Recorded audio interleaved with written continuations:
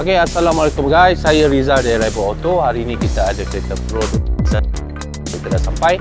So, jom kita check kereta ni punya body roll. Okay guys, tengok body roll PERODUA BEZZA ni.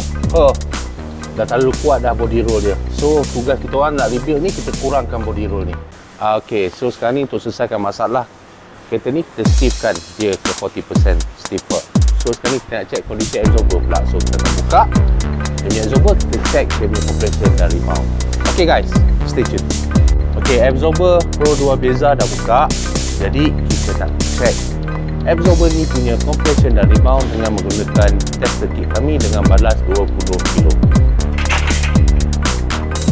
Okay, dekat situ dia punya compression tolakkan mengejut dia terlalu lagi. Dekat situ kita boleh tahu yang absorber ni dah lembut. Okay, kita check dia punya rebound pula.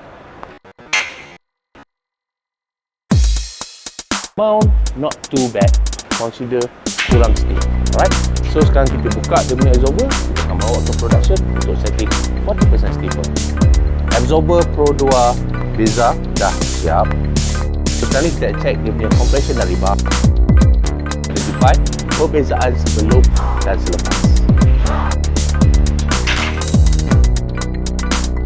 Tengok tu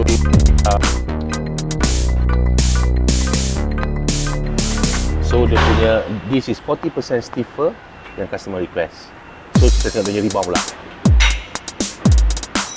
Cantik. Dia punya rebound pun sama macam dia punya compression. Naik pun slow and steady.